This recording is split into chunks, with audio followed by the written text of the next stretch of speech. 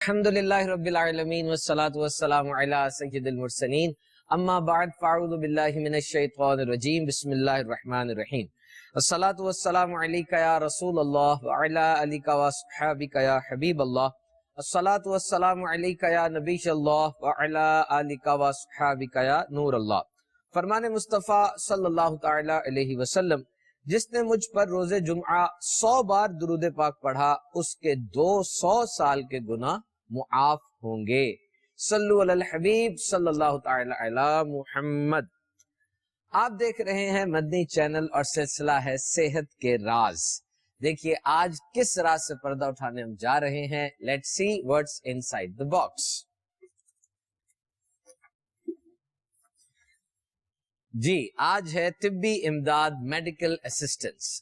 مدنی channel کے ناظرین، آج دوران سرجری جب کسی مریض کا یعنی جب آپریشن کیا جاتا ہے تو ایک یقین سا ہوتا ہے کہ دوران سرجری نہ تکلیف ہوگی، نہ آپریشن کا پتہ چلے گا، کوئی درد نہیں ہوگی، کیونکہ لیٹسٹ اینستھیزیا کی جو ٹیکنیکس ہیں، بے ہوشی کی جو جدید طریقے ہیں، ان کو استعمال کیا جاتا ہے۔ لیکن ہمیشہ سے ایسا نہیں تھا۔ 1842 اور 1846 میں ایتھر وغیرہ کے ذریعے بے ہوش کرنے کا سلسلہ شروع ہوا، اور 1914 میں پہلی ٹیکسٹ بک باقاعدہ بے ہوشی کے موضوع پہ لکھی گئی۔ اور آج میڈیکل سائنس میں پورا شعبہ اینستھیزیا یعنی اس نام سے شعبہ موجود ہے، جس میں بے ہوش کرنے کے جدید طریقے وغیرہ سیکھے جاتے ہیں، اور کئی ڈاکٹرز ہوتے ہیں جو شعبے سے وابستہ ہوتے ہیں، ان کی ٹریننگ، ان کی اسپیشلائزیشن وہ اسی شعبے میں ہوتی ہے۔ اور آج انسان یہ امیجن بھی نہیں کر سکتا کہ کوئی زندہ آدمی ہو، اس کی زندہ آدمی کی محسوسات بھی باقی ہوں، وہ درد محسوس کر سکتا ہو، اور اس حالت میں اس کی ٹانگ کاٹ دی جائے یا اس کے ٹیومر نکال دیے جائیں۔ تو ایسا ہوتا تھا کیونکہ اس دور میں بے ہوش کرنے کا کوئی طریقہ ایجاد نہیں ہوا تھا، اور آپریشن شاذ و نادر ہوتے تھے۔ آپریشن جس کا ہوتا تھا وہ کبھی کبھار تو درد کی شدت سے ہی مر جایا کرتا تھا۔ اور اب اینستھیزیا کے اتنے جدید طریقے ایجاد ہو چکے ہیں کہ بے ہوشی سے مرنے والوں کی تعداد کم ہوگی، جبکہ ایروپلین کریش سے مرنے والوں کی تعداد زیادہ ہوگی۔ یاد رکھیے، دنیا میں کسی چیز کے خطرے کو ناپنے کا ایک پیمانہ ہے کہ اس کو ایئر کریش کے ساتھ اس کی سملیرٹی دی جاتی ہے، اس کو ناپا جاتا ہے۔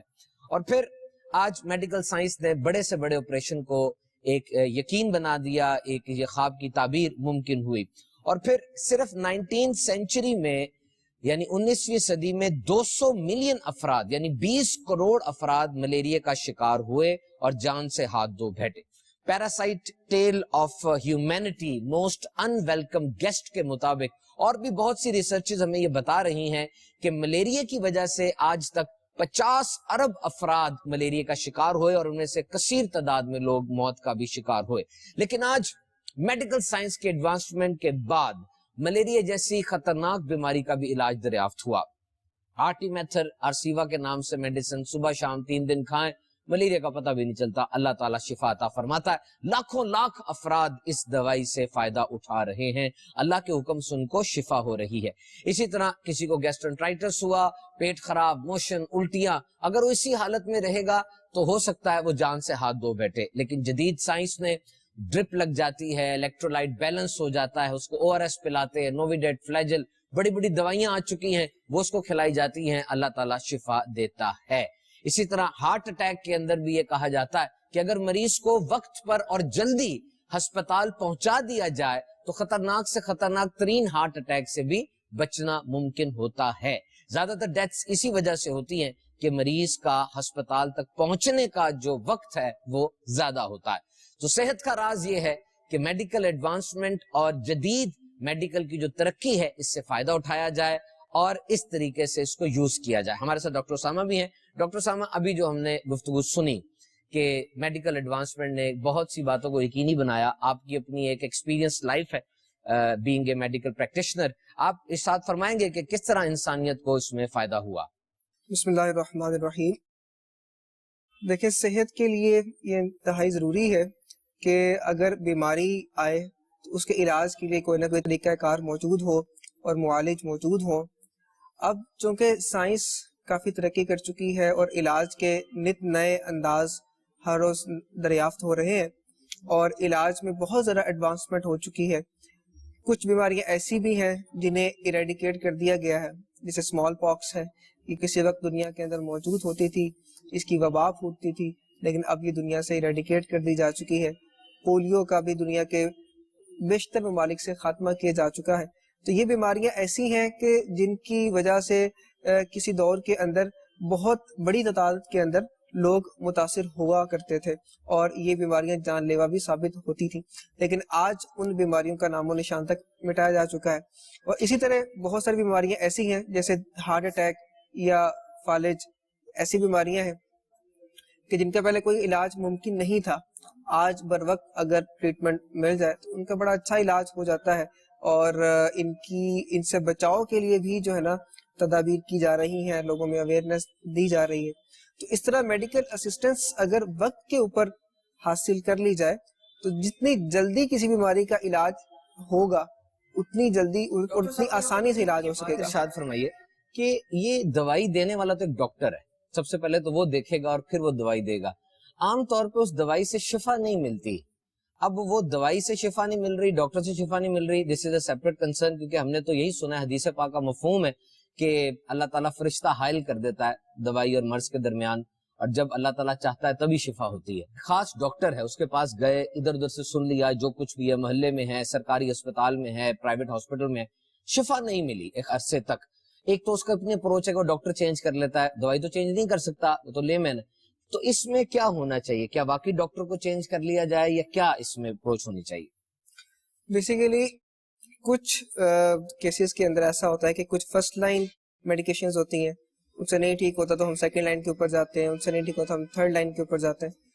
تو اس طریقہ کار سے مریض کو یہ چاہیے کہ اگر کسی بیماری سے اس کو شفا نہیں حاصل ہو رہی تو وہ اپنے اسی معالج کے پاس واپس جائے اور اس سے پوچھے کہ کیا وجہ ہے کہ ابھی تک میری جو مسائل ہیں وہ ٹھیک نہیں ہو رہے۔ تو ہو سکتا ہے کہ اس کا معالج اسے بتایا کہ اگر اس دوائی سے ہم نہیں ٹھیک ہوا تو ہم اس کو دوسری دوائی کی طرف لے کر جائیں گے، لیکن اگر آپ اپنا ڈاکٹر چینج کر لیتے ہیں اور آپ اگلے ڈاکٹر کو جا کر یہ نہیں بتا پاتے کہ پہلے میں نے کیا کیا میڈیکیشنز لی ہیں اور کس طریقے سے علاج میرا ہوا ہے، تو وہ دوبارہ سے نئے سرے سے وہی دوائی ہو سکتا ہے وہ سٹارٹ کر دے اور آپ کو پھر جو ہے نا وہ کوئی فائدہ نہ ہو۔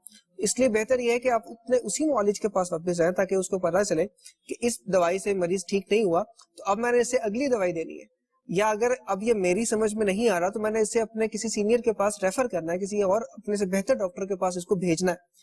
تو اس طرح سے اگر وہ اپنے سے بہتر ڈاکٹر کے پاس اس کو بھیجنا چاہے گا تو اس کے پاس بھیج دے گا، ہو سکتا ہے کہ اس کی سمجھ میں کوئی اس سے اچھی جو ہے نا دوائی ہو اور اس سے مریض ٹھیک ہو جائے۔ کہ فالو اپ کی بڑی اہمیت ہے، اسی ڈاکٹر کے پاس دوبارہ واپس جایا جائے، کیونکہ مدنی چینل کے ناظرین یہ بات تو ایک بڑی کلیئر سی ہے کہ ڈاکٹر سمٹمز کو دیکھتا ہے، ڈاکٹر اس کی علامات کو دیکھتا ہے، پوری ہسٹری کو سنتا ہے اور پھر کوئی نہ کوئی ایک سیٹ آف میڈیسنز کو پرسکرائب کرتا ہے۔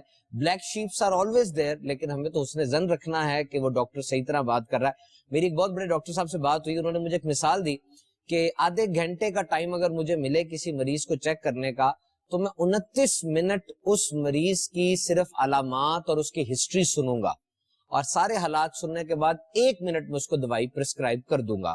بات سمجھ میں بھی آنے والی ہے کہ دوائیاں تو ساری ڈاکٹرز کے ذہن میں ہوتی ہیں، فارماکولوجی پڑھی انہوں نے، سارے سالٹس ان کو آتے ہیں، انہوں نے مریض کی پہلے بیماری کو تو بھانپنا ہے نا، اس کی جڑ کو پہنچنا ہے، پھر اس کو ایریڈیکیٹ کرنا ہے، اور صبر کا دامن کبھی نہیں چھوڑنا چاہیے۔ جادو کی چھڑی کسی کے پاس نہیں ہوتی، بڑی سے بڑی پین کلر بھی اگر کھلائی جائے کبھی کبھار پین ریلیو نہیں ہوتا، ایک خاص پیریڈ ہوتا ہے، 7 دن اس بیماری نے لینے ہیں، 14 دن لینے ہیں، کبھی کبھار 6 ماہ لینے ہیں، اس پیریڈ میں اس دوائی نے اثر کرنا ہے اور پھر اس بیماری نے ختم ہونا ہے۔ اب یہ بھی وہ بات ہے جو میڈیکل سائنس کہہ رہی ہے، ڈاکٹر کہتے ہیں، اور وہی بات آ جاتی ہے کہ شفا دینے والا تو رب تعالیٰ ہے، دعا مانگنی چاہیے، تعویذات لینے چاہیے، ہر ڈور کو نوک کرنا چاہیے جب تک کہ شفا نہ مل جائے، اگر وہ نصیب میں ہو تو۔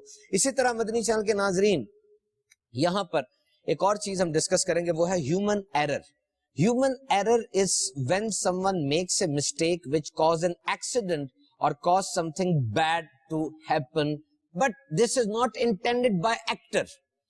انسانی خطا، اس سے مراد یہ ہے کہ کوئی ایسا کام کوئی انسان کر دیتا ہے جس سے کوئی ایکسیڈنٹ ہو جاتا ہے، کوئی بری چیز ہو جاتی ہے، وہ رزلٹ ایسا غلط نکلتا ہے، لیکن کرنے والے کی نیت نہیں ہوتی وہ کرنے کی، وہ ہو جاتی ہے، مطلب وہ کرتا نہیں ہے، وہ ہو جاتی ہے، یہ جان بوجھ کر نہیں کی جاتی، اس کو ہیومن ایرر کہتے ہیں۔ اگر میڈیکل سائنس میں ایرر کی بات کی جائے تو دنیا میں ہر 10 میں سے 1 فرد اس وجہ سے میڈیکل ایرر کی وجہ سے موت کا شکار ہو جاتا ہے. صرف یونائٹڈ اسٹیٹس آف امریکہ میں 2.5 لاکھ ڈیتھ سالانہ ہیومن ایرر کی وجہ سے ہوتی ہیں. اب یہ کیوں ہوتی ہیں؟ ایسا کیوں ہوتا ہے؟ یاد رکھیے people perform at different capacities and risks of human error can never truly be eliminated. کسی بھی فیلڈ میں کبھی بھی انسانی خطا کا ایلیمنٹ ختم نہیں ہو سکتا, کیونکہ انسان کی مختلف کیپیسٹیز ہوتی ہیں. کسی کی ٹریننگ ہوئی ہے, کسی کی ٹریننگ نہیں ہے, کوئی تربیت یافتہ ہے, کوئی تربیت یافتہ نہیں ہے, کوئی بیچارے کی آنکھ لگ گئی, کوئی سویا ہوا تھا تو آیا تو پھر ہو گیا. جس طرح میں آپ کو اگزامپل دیتا ہوں کہ بہت ہی بڑا ایک واقعہ ہوا تھا دنیا میں, چرنوبل ایکسیڈنٹ ہوا تھا, نیوکلیر ڈیزاسٹر تھا, بہت بڑا دھماکہ ہو گیا نیوکلیر پاور پلانٹ کے اندر اور بہت سی جانیں اس سے متاثر ہوئی. اور یہی پتا چلا کہ جو سائنسدان تھے وہ سوئے نہیں تھے, ان کی نیند پوری نہیں تھی, اس وجہ سے یہ دھماکہ ہوا. اسی طرح اسپیس شٹل چیلنجر جب ہوا میں گئی وہ پھٹ گئی, بہت نقصان ہوا. اس کے پیچھے بھی یہی بات آئی کہ جو سائنسدان تھے ان کی 2-2.5 گھنٹے کی نیند تھی تو یہ ہو گیا. اب ڈاکٹر ساما, کیا یہ جو ہیومن ایرر ہے آپ نے بھی اپنی فیلڈ میں تو نوٹ کیا ہوگا, تو ہیومن ایرر جو ہے ڈاکٹرز اگر کرے, اب کوئی اکاؤنٹنٹ کرتا ہے, اگر کوئی آئی ٹی پروفیشنل کرتا ہے تو ٹھیک ہے, وہ ایکسیڈنٹ تو تب بھی ہوگا لیکن اتنا شاید بھیانک نہ ہو. اگر ڈاکٹر ہیومن ایرر کرتا ہے تو جان ضائع ہو سکتی ہے نا. آپ کیا فرماتے ہیں اس حوالے سے؟ جی بالکل اسی طرح ہیومن ایرر ڈاکٹرز سے بھی ہوتا ہے, اور جتنے بھی ہیلتھ کیئر پروفیشنلز ہیں, نرسز ہیں, اس کے علاوہ پیرامیڈکس ہیں, کسی سے بھی ہیومن ایرر ہو سکتا ہے. مثال کے طور پر اگر ڈاکٹر اگر اس کی نیند پوری نہیں ہوئی, یا وہ فائنینشیلی کسی ایسی مسئلے کے اندر ہے یا کسی اور پریشانی کے اندر ہے کہ وہ پوری طرح سے اپنا کام نہیں کر پا رہا, تو کوئی چیز مس کر سکتا ہے. اسی طرح اگر ڈاکٹر نے دوائی تو صحیح پرسکرائب کر دی ہے مگر جو فارماسسٹ تھا اس نے غلط دوائی دے دی ہے اٹھا کر, یا جو نرس تھی جس نے لگانا تھا انجیکشن اس نے غلط لگا دیا ہے, تو اس طرح سے ہیومن ایرر ہر جگہ پر ہو سکتا ہے. تو میڈیکل فیلڈ کے ساتھ ساتھ اگر آپ دیکھیں, جیسے آپ نے مثال دی ہے, اس طرح دوسری فیلڈز کے اندر بھی, مثال کے طور پہ کوئی ڈرائیور ہے, اگر اس کی نیند پوری نہیں ہوئی تو ٹرین کو چلا رہا ہے تو پوری ٹرین کو وہ لے بیٹھے گا. تو اس طرح ہیومن ایرر ہر جگہ پر موجود ہے, اور اس کو ایلیمینیٹ کرنے کے لیے پوری دنیا کے اندر کوششیں کی جا رہی ہیں کہ ڈاکٹرز کو ایک ایڈیکویٹ سلیپ دی جائے, ان کی ہیلتھ کا بھی خیال رکھا جائے, خاص طور پہ وہ ڈاکٹرز جو کہ آئی سی یو کے اندر, ایمرجنسی کے اندر بہت زیادہ سٹریس کے اندر جاب کرتے ہیں, ان کے ورکنگ آورز کم رکھے جاتے ہیں. اگر وہ 12 آورز کی ڈیوٹی کرتے ہیں تو اس کے بعد 36 آورز کا ان کو ریلیف دیا جاتا ہے. ان کو خاص طور پہ ان کی ہیلتھ کے لیے اور ان کی سوشل لائف کے لیے ایک علیحدہ انہوں نے ٹیم بنائی ہوتی ہے جو اس کو مانیٹر کرتی ہے کہ ڈاکٹر کی سوشل لائف اور وہ کوئی اینزائٹی یا ڈپریشن کا شکار نہیں ہو رہا. کیونکہ اگر ڈاکٹر سٹریس میں کام کر رہا ہے اور وہ خود اس کے اندر اس کو نہیں پتا کہ وہ بھی ڈپریشن کا شکار ہو رہا ہے, اینزائٹی کا شکار ہوتا ہے, اس کی پرفارمنس افیکٹ ہوگی اور اس کی وجہ سے مزید کسی مریض کی جان جو ہے نا وہ جا سکتی ہے, کا جو لیول ہے وہ بڑھ جائے گا اس کا. مدنی چینل کے ناظرین, یہاں پر بالکل ٹھیک اسامہ بھائی نے فرمایا کہ توجہ اس کی نہیں رہے گی. یاد رکھیے انسان کے ذہن میں جو چیزیں چل رہی ہوتی ہیں توجہ اس کی باس ہوتی ہے. انسان کا ذہن بہت وسیع, بہت بڑے اور بہت ہی زیادہ کمپلیکیٹڈ کمپیوٹر کی طرح کام کرتا ہے. بہت چیزیں اس میں کھلی ہوتی ہیں. جس طرح آپ جب لیپ ٹاپ اوپن کرتے ہیں یا موبائل فون ہوتا ہے اس میں بہت سی اپلیکیشنز کھول لیتے ہیں نا, آپ یہ بھی کھول لی, یہ بھی کھول لی, یہ بھی کھول لی, پھر ایک بٹن دباتے ہیں وہ ساری لائن میں آ جاتی ہیں. اسی طرح انسان کے دماغ میں اس کا ماضی بھی ہے, مستقبل کی سوچیں بھی ہیں, کاروبار بھی ہے, جاب بھی ہے, ماں باپ بھی ہیں, گھر والے بھی ہیں, تعلیم بھی ہے, کیریئر بھی ہے, ملک کی خبریں بھی ہیں, غیر ملک کی خبریں بھی ہیں, بڑے ونڈوز کھلی ہوتی ہیں دماغ میں. اب اگر وہ بندہ توجہ اپنے کام پہ نہیں رکھے گا اور یہ سکیٹرڈ اپروچ رکھے گا, بکھری ہوئی اپروچ رکھے گا, تو پھر تو نقصان ہوگا. آپ دیکھیں ایک انجینئر ہے, وہ بڑی مشین لے کے 4تھی منزل پہ کھڑا ہوا ہے اور اس کی توجہ مشین پر نہیں ہے, باقی ساری چیزوں پر ہے, خود بھی گرے گا, پوری بلڈنگ کو بھی گرائے گا اور کتنے لوگوں کی جان جو ہے وہ جا سکتی ہے. اسی طرح ڈاکٹر ہے, اس نے لیپروٹمی کی ہوئی ہے, پیٹ کو چیرا لگایا ہوا ہے, بہت سے ایسے پروسیجرز ہیں جو پیٹ کو چیرا لگانے کے بعد ہوتے ہیں. اب وہ اس کی زندگی میں بھی فیملی ہے, مستقبل, ماضی, سب کچھ ہے, لیکن جب اس نے لیپروٹمی کی ہے, جب وہ سرجری کی ٹیبل پہ کھڑا ہے, اب وہ توجہ تو ادھر ہی رکھے گا نا پوری کی پوری. ذرا مائنر سی وینز ہوتی ہیں, ذرا سا کٹ ڈیپ لگ گیا یا کچھ ہوا تو ایسے خون کا فوارہ پھوٹے گا اور پھر پتہ بھی نہیں چلے گا. تو توجہ یہ باس ہے. Journal of American medical association concludes error must be accepted as evidence of system flaws, not character flaws. وہ کہتے ہیں کہ ہیومن ایرر کو سسٹم کا فلا سمجھنا چاہیے, کسی ایک خاص بندے کا فلا نہیں سمجھنا چاہیے. یعنی اگر آپ ہیومن ایرر کو کم کرنا چاہتے ہیں تو پورے نظام کو ٹھیک کریں, پورا نظام ٹھیک کریں, تاکہ یہ ایرر کم سے کم ہو سکے. Design a safer health system, محفوظ نظام بنایا جائے, وہ صاف ستھرا ہو, اس میں کام ایک طریقے سے ہو, جو ویل ٹرینڈ پرسونل ہے, ڈاکٹرز ڈگری والے ہوں, جو پیرامیڈیکل سٹاف ہے وہ بھی تربیت یافتہ ہو, اور پھر سٹینڈرڈ پروٹوکول کو فالو کیا جائے. اس پیشے کے جو سٹینڈرڈ پروٹوکول ان کو فالو کیا جائے تو غلطی کے چانسز کم سے کم ہوتے ہیں. آپ مجھے یہ بتائیے ڈاکٹر اسامہ, جو سٹینڈرڈ پروٹوکول ہے, ایک مریض آپ کے پاس جب بھی آیا, وہ جس بھی مرض کا شکار ہے, آپ کو کون کون سے پروٹوکول ایسے بتائے جاتے ہیں جو آپ نے لازمی کرنے بینگ اے ڈاکٹر؟ سب سے پہلے اس پیشنٹ کی کانسنٹ, کہ وہ جو ٹریٹمنٹ ہم اسے آفر کرنے لگے ہیں یا جس مقصد کے لیے وہ آیا ہے اس کے لیے واقعی اس کی کانسنٹ ہے یا نہیں, راضی ہے یہاں پہ ٹریٹمنٹ کروانے کے لیے. پھر اس کی ڈیٹیل ہسٹری ہم اس کی لیں گے, اس کے پرابلم سارے کے سارے پوچھیں گے, اس کی کرنٹ پرابلمز بھی پوچھیں گے, پرانی پرابلمز بھی پوچھیں گے, کسی دوائی سے الرجی تو نہیں ہے اس کو, اس کی فیملی میں کون کون سی ڈیزیز ہے, سارا کچھ اس کو پوچھیں گے. کوئی بچہ ہے تو اس کے پیرنٹس سے بھی پوچھیں گے کہ اس کی پیدائش کے سارے معاملات کیسے رہے, کون سا دودھ پلائے, ساری ڈیٹیل ہسٹری کے بعد پھر ہم اس کا معائنہ کرتے ہیں, سر سے لے کر پاؤں تک ہر چیز کو ہم چیک کرتے ہیں. معائنے کا مطلب یہ ہے کہ ہم اس کی نبض سے لے کر اس کا دل, اس کے سانس کی رفتار, ہاں جی, اس کا سارا پیٹ کا معائنہ اور ہر چیز کا معائنہ, خاص طور پہ جس بیماری کے ساتھ وہ آیا ہے اس سے ریلیٹڈ ساری چیزیں, اور ایک جنرل جو ہے نا سارا اس کا ہم ہیڈ ٹو ٹو, سر سے پاؤں تک ہر چیز کا معائنہ کرتے ہیں. بعض چیزیں ایسی ہوتی ہیں جن کا مریض کو نہیں معلوم ہوتا لیکن اس کے جسم کے اندر چل رہی ہوتی ہیں, وہ مریض تو نہیں بتاتا لیکن معائنے پہ ڈاکٹر کو ان چیزوں کا پتہ چلتا ہے. پھر اگر ہمیں ان ساری چیزوں کے بعد اگر ہم کسی ایک بیماری تک, کسی واضح نتیجے تک نہیں پہنچ پاتے تو پھر ہمیں کچھ ٹیسٹ کروانے پڑتے ہیں, جن ٹیسٹوں کی ضرورت ہوتی ہے وہ ہم کرواتے ہیں. اس کے بعد پھر اس کا ٹریٹمنٹ جو ہے نا وہ سٹارٹ ہوتا ہے. وہ ٹریٹمنٹ ڈاکٹر ایڈوائز کرتا ہے, پھر جو پیرامیڈیکل سٹاف ہوتا ہے وہ اس کو آگے لے کر چلتا ہے, اس کے مطابق وہ دوائیاں اور ساری کی ساری چیزیں جو ہے نا وہ کرتا ہے.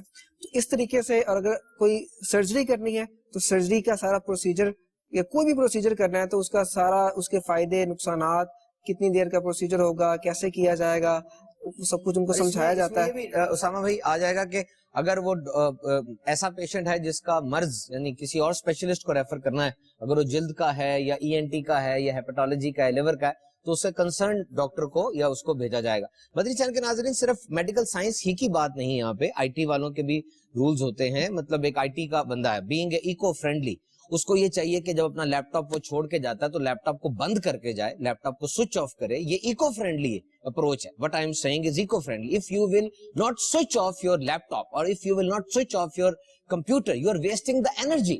You are wasting an important resource in this world and we are running out of energy on daily basis. ہم پہلے ہی انرجی کا شارٹیج کا شکار ہیں اور وہ لیپ ٹاپ اوپن کر کے جا رہے ہیں, یہ مناسب نہیں ہے.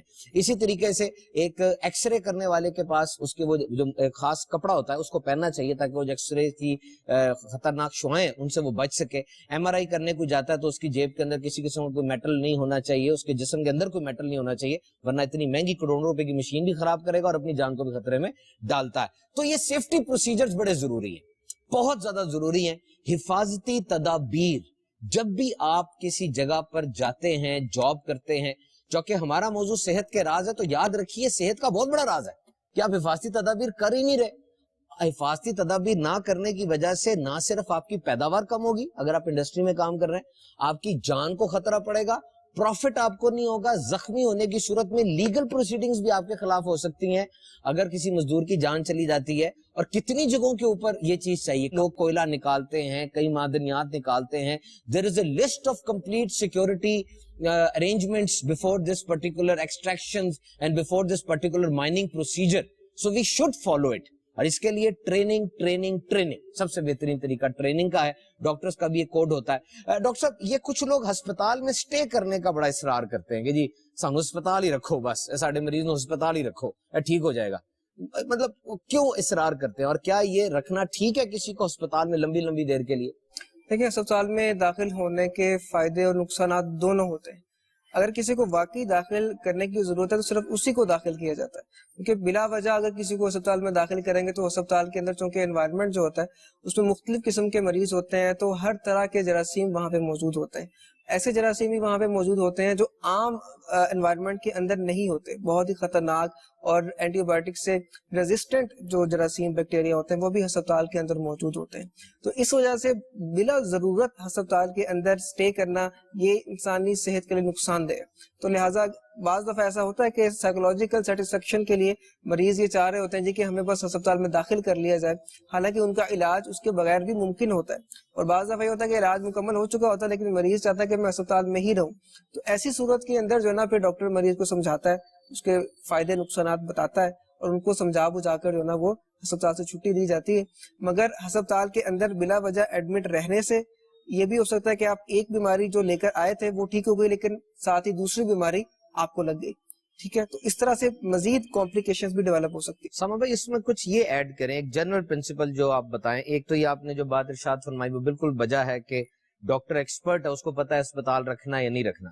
آپ ایک جنرل پیمانہ اگر ہمیں بتا دیں کہ کون سا مریض جو اسپتال میں رہے گا، کون سا گھر میں رہ کے ٹھیک ہوگا، کوئی جنرل پیمانہ اس کا ہو. دیکھیں اگر ہم بات کریں تو اگر کوئی ایسا مریض ہے جس کو کوئی لائف تھریٹنگ پرابلم ہے، اس کی زندگی کو کوئی خطرہ لاحق ہے، جیسے کہ مثال کے طور پہ اس کو سانس لینے میں بہت زیادہ دقت کا سامنا ہے، اسے آکسیجن کی ضرورت ہے، اس کو دل کا جو ہے نا کوئی مسئلہ ہے، ہارٹ اٹیک اس کو ہو گیا ہے، اس کو فالج ہو گیا ہے، یا اگر کوئی بچہ ہے وہ دودھ نہیں پی رہا، اس سے دودھ پیا نہیں جا رہا تیز سانس کی وجہ سے، یا وہ بالکل اتنا جو نڈھال ہو چکا ہے کہ دودھ نہیں پی سکتا، تو ایسی صورت کے اندر ہمیں مریض کو داخل کرنا پڑتا ہے. اور بچوں کے حوالے سے تو یہ ہوتا ہے کہ اگر بچہ دودھ نہیں پی رہا، وہ اپنی ڈائٹ ہی اتنی نہیں لے پا رہا جتنی اس کو ضرورت ہے، تو چونکہ چند دنوں کے اندر ہی بچے ان کے انرجی ریسورسز جو ہے نا وہ سارے ختم ہو جاتے ہیں، پھر انہیں ہمیں ایڈمٹ کرنا پڑتا ہے اور ڈرپ وغیرہ ہمیں لگانی پڑتی ہے. اور بڑوں کے حوالے سے یہ ہے کہ ایک ایسی بیماری جو پہلے آؤٹ ڈور بیسس پہ ٹریٹ کی جاتی رہی لیکن اب اس کا کوئی ٹریٹمنٹ مکمل نہیں ہو پا رہا، مریض ٹھیک نہیں ہو پا رہا، شاید اس کا ڈائگنوسس نہیں صحیح ہو سکا، اس صورت کے اندر ہمیں ایڈوانسڈ جو ہے ٹیسٹ کروانے کے لیے، ایڈوانس ٹریٹمنٹ کروانے کے لیے بھی مریض کو بعض دفعہ داخل کرنا پڑتا ہے. تو بعض ایسی بیماریاں ہوتی ہیں جو بہت ریئر ہوتی ہیں، تو ان کے لیے پھر ہمیں سینئرز اور مختلف ڈپارٹمنٹ کے ڈاکٹرز کی کنسلٹیشن کے لیے بھی بعض دفعہ مریض کو داخل کرنا پڑتا ہے. بعض بیماریوں میں مریض کو ایجوکیٹ کرنے کے لیے ہمیں داخل کرنا پڑتا ہے، جیسے کہ ڈائبٹیز ہے، جس کو شوگر کہتے ہیں، دمہ ہے، ایستما جسے ہم کہتے ہیں، اور اس طرح سے مختلف بیماریاں ہیں. SLE ایک بیماری ہوتی ہے. تو ان بیماریوں کے علامات اور ان بیماریوں کے چونکہ ان کی دوائیاں مستقل طور پر چلتی ہیں، ان کو کیسے دینا ہے، اگر دمے کا مسئلہ ہے تو انہیلر کیسے استعمال کرنا ہے، شوگر ہے تو انسولین کیسے لگانی ہے، کس طرح سے لگانی ہے، اس کے سائیڈ ایفیکٹس کیا ہو سکتے ہیں، سارا کچھ مریض کو بتانے کے لیے داخل کرنا پڑتا ہے. سمجھ پا رہا ہوں وہ یہ کہ جب آپ یہ دیکھ لیتے ہیں کہ اب مریض کو وہ آلات کی، جن آلات کی ضرورت ہے، ایکوپمنٹس کی ضرورت ہے، وہ گھر میں اویلیبل نہیں ہو سکتے، وہ ہسپتال میں ہوں گے، تب آپ ان کو ہسپتال میں رکھ لیتے ہیں. اور جیسے ہی آپ سمجھتے ہیں کہ اب اس کے گھر والے اور گھر کے ماحول کے اندر اس کا علاج ممکن ہے، آپ اس کے لواحقین کو اور مریض کو سمجھا کے جلد از جلد فارغ کرتے ہیں. جیسا آپ نے فرمایا کہ ہسپتال کی انوائرمنٹ ایسی ہوتی ہے کہ صحت مند بندے کو وہاں پہ زیادہ دیر ٹھہرنا نہیں چاہیے. اب اگر یہاں پہ تھوڑا سا ہم اسامہ بھائی، رمضان المبارک کا بابرکت مہینہ جاری و ساری ہے، اب یہاں پر ایک اگر یہ چیز دیکھیں ہم کہ کچھ دوائیوں کے سائیڈ ایفیکٹس بھی ہوتے ہیں. مثال کے طور پہ کچھ دوائیاں ایسی ہوتی ہیں جن کو کھا کے منہ سوکھ جاتا ہے. اب پہلی روزہ رکھا ہوا ہے اور منہ سوکھ رہا ہے، بار بار پانی پینے کی حاجت پڑتی ہے، تو اس بارے میں آپ کیا فرمائیں گے؟ ایسی دوائیوں کا انسولین کے انجیکشن ہوتے ہیں، شوگر کے مریض ہوتے ہیں، کبھی کبھار وہ کمپلین کرتے ہیں کہ شوگر ہماری کم ہو جائے گی اگر روزہ رکھیں گے، انسولین لگانی ہوتی ہے، وہ بھی چلے انجیکشن سے تو نہیں روزہ ٹوٹتا، لیکن شوگر کے مریض ویسے بھی شوگر، ہائپو اور ہائپر کا شکار رہتے ہیں. اس بارے میں کیا فرمائیں گے آپ؟ دیکھیں اگر ایسی دوائی کوئی آپ نے کھانی ہے جس کی وجہ سے منہ خشک ہوتا ہے تو اس صورت میں یہ کیا جا سکتا ہے کہ اس کو افطار کے بعد لے لیا جائے، اس کی ٹائمنگ کو کچھ اس طرح سے ایڈجسٹ کر لیا جائے کہ سحری کا جو وقت ہے ختم ہونے سے کچھ دیر پہلے اس کو لے لیا جائے تاکہ اگر منہ خشک ہو تو بندہ پانی بھی پی سکے. اور انسولین جیسے ڈائبٹیز کے پیشنٹس ہوتے ہیں، شوگر کے پیشنٹس ہوتے ہیں، تو ان کو جب بھی انسولین لگائی جاتی ہے اس سے پہلے ان کی بلڈ شوگر کو چیک کیا جاتا ہے کہ وہ کتنی ہے، اور اگر اس کو مطلب جو ہے نا ایڈجسٹ کرنے پڑے اس کی ڈوز انسولین کو، اس کے مطابق اس کی ڈوز بھی ایڈجسٹ کی جاتی ہے. اور اس طرح جب روزے کے دوران بھی شوگر کو 1 سے 2 مرتبہ چیک ضرور کرنا چاہیے کہ شوگر کا لیول کتنا چل رہا ہے. تو اس طریقے سے اس کو بڑی آسانی کے ساتھ مینج کیا جا سکتا ہے، کوئی ایسی پریشانی کی بات نہیں ہے. وہ جو پیشنٹ جس بھی قسم کا اس کو چاہیے کہ اپنے ڈاکٹر سے مشورہ کرے، ویسے ہی نہ روزہ چھوڑے، بلکہ ڈاکٹر سے بھی مشورہ کرے اور اس کے بعد ڈاکٹر جو کہتا ہے وہ مفتی صاحب سے مشورہ کرے کہ ڈاکٹر مجھے یہ کہہ رہا ہے. مدنی چینل کے ناظرین، اس وقت پاکستان میں ایک اسٹیٹسٹکس کے مطابق 2,46,606 ڈاکٹرز موجود ہیں جو کہ اس وقت سرٹیفائڈ میڈیکل پروفیشنل ہے, رجسٹرڈ میڈیکل پروفیشنل RMP جس کو کہا جاتا ہے. اب ہم ایک اور چیز سے بات یہ کرتے ہیں کہ لوگ میڈیکل ہیلتھ کی جدید سہولیات سے فائدہ کیوں نہیں اٹھا پاتے. Let's hear some startling statistics. آئیے آنکھیں کھول دینے والے کچھ اعداد و شمار سنتے ہیں. ترقی پذیر ممالک میں 80% افراد کو جدید طبی سہولیات میسر نہیں ہیں, کوئی ایمبولینس نہیں, اور بعض اوقات اچھے ہسپتال تک رسائی وہ 3 دن تک, کئی دن تک پیدل چلنا پڑتا ہے, تب جا کے کسی کلینک یا ہسپتال میں وہ لوگ پہنچتے ہیں. اس کی بڑی وجہ غربت اور تعلیم کی کمی ہے. احتیاط اور پرہیز کا ذہن نہیں پایا جاتا. مثلا صاف پانی, سبزیوں کو پھلوں کو دھونا, دانت صاف کرنا, بچوں کے حفاظتی ٹیکے, گھر میں مکھیاں مچھر سے بچاؤ, اس کا کوئی نظام موجود نہیں ہوتا. ہسپتال اگر ہیں تو ill equipped ہیں, انفراسٹرکچر نہیں ہے. چھوٹی سے چھوٹی چیز مثلا تھرمومیٹر تک بھی اویلیبل نہیں ہوتا. دوائیاں میسر نہیں ہیں, صاف سرنجز نہیں ہیں, ٹرینڈ سٹاف نہیں ہے, اور بعض اوقات تو نہیں بلکہ بہت دفعہ بڑے بڑے ہسپتالوں میں اسٹرلائزیشن کا اور ریفریجریشن کا, یعنی دوائیوں کو اور آلات کو صاف رکھنے کا اور ان کو محفوظ رکھنے کے لیے کوئی فریزر اور کوئی ایسے آلات بھی میسر نہیں ہوتے. فوڈ بورن ڈیزیزز اور واٹر بورن ڈیزیزز بہت زیادہ ہیں. ڈاکٹر اسامہ, پچھلے دنوں میں آپ کے پاس آیا تھا اور آپ نے مجھے وہ بھی بتایا, 3-4 دن پہلے ہی میں آپ کے پاس ایک پیشنٹ لے کر آیا, آپ نے مجھے بتایا کہ سبحان بھی آج 10 میں سے 9 مریض جو میرے پاس آئے ہیں وہ پیٹ کے مریض تھے. گرمی کا سیزن چل رہا ہے, تو یہ فوڈ بورن اور یہ جو ڈیزیزز ہیں ان کا بھی بہت بڑا ایپیڈیمک یہاں پر موجود ہے. یہاں پر میں ایک بہت ہی زیادہ حیران کن بات آپ سے مدنی چینل کے ناظرین شیئر کروں. One of the biggest problem with education and health care in the developing world, according to World Bank, is not lack of money, but getting teachers and doctors report to work.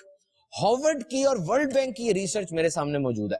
انہوں نے چھاپے مارے ان announced visit کیے, چھاپے مارے یعنی بغیر بتائے گئے, اور یہ حیران رہ گئے کہ 80% کلینکس میں اور 80% اسکولوں کے اندر ڈاکٹر اور ٹیچر موجود ہی نہیں تھے. مطلب پیسے کی کمی نہیں ہے, رسپانس ہی نہیں ہے. رورل ایریا ہے, دیہات کے اندر وہ لوگ رہتے ہیں, اور وہاں پر جن کو پیسے دیے جا رہے ہیں, جو ان کے اجیر ہیں, جو ان کے ملازم ہیں, جو انہوں نے رکھے تھے, وہ موجود ہی نہیں تھے. علاج کس کا کرنا ہے اور کس نے کرنا ہے. This is a very eye opening research. اور پھر سیل آف فیک میڈیسن, یعنی آپ یہ سن کے حیران ہوں گے کہ افریقہ کے اندر ملیریا کی 50% دوائیاں جھوٹی دوائیاں, فیک میڈیسن ہے جن کا فائدہ کوئی نہیں ہے. 50%. اور 100 میں سے 20 مریض ہوتے ہیں ان علاقوں میں. 100 اگر بندے ہسپتال میں داخل ہوتے ہیں نا, 20 مریض ہوتے ہیں, 80 اس کے تیماردار ہوتے ہیں کہ اس کو ٹھیک کرنا ہے, یہ کرنا ہے, وہ کرنا ہے. ڈاکٹر صاحب مجھے پچھلے دنوں کسی نے بتایا کہ کئی ممالک کے اندر یہ تیمارداری والا چکر ہی نہیں ہے. وہاں پر مریض جب تک ہسپتال میں ہوتا ہے وہاں پر ہسپتال میں نہیں آنے دیتے کسی کو.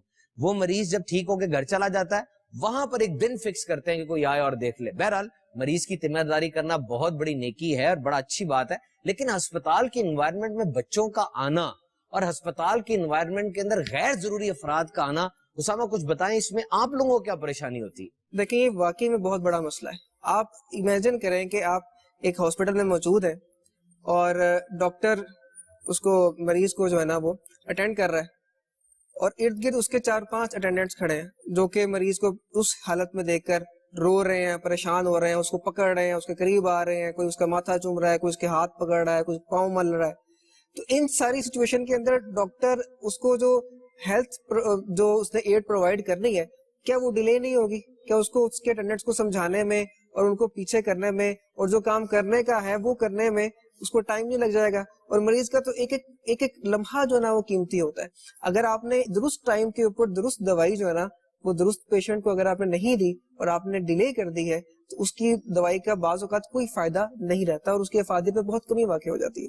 دوسرا ایک بہت بڑا مسئلہ یہ ہوتا ہے کہ آپ جو بھی علاج کر رہے ہیں, مریض کے اٹینڈنٹس جو اس کے واقعی میں اس کے کلوز ریلیٹیوز ہوتے ہیں, جیسے بچہ تو اس کے ماں باپ ہیں, ماں باپ ہیں تو ان کی اولاد ہے, ان کو تو آپ ہر چیز سمجھا سکتے ہیں, ایک فرد کو تو آپ سمجھا سکتے ہیں, لیکن اگر 4-5 یا 10-12 رشتے دار موجود ہیں تو سب کو سمجھانا کہ ہم کیا کر رہے ہیں, کس طرح کر رہے ہیں, کیوں کر رہے ہیں, اس میں اتنا ٹائم لگ جاتا ہے کہ مریض کے علاج کا ٹائم ہی نہیں بچتا.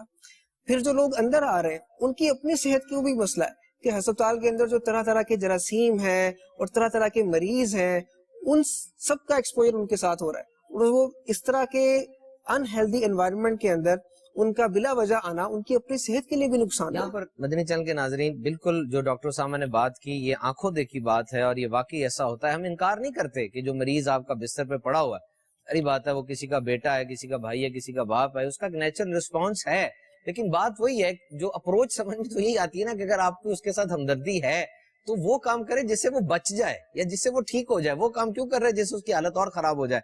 یہ تو ڈاکٹر صاحب نے بات کی کہ صحیح وقت پہ صحیح دوائی صحیح پیشنٹ کو، دس از نون ایز گولڈن پیریڈ، یعنی اس کی زندگی کا گولڈن پیریڈ ہوتا ہے۔ اگر اس کے آپریشن میں 10 منٹ بھی کبھی کبھار تاخیر ہو جائے تو اس کی دونوں ٹانگیں ضائع ہو جائیں گی، اور 10 منٹ پہلے وہ آپریشن ہو جائے تو دونوں ٹانگیں بچ جائیں گی اس کی۔ ایسے کتنے کیسز آتے ہیں۔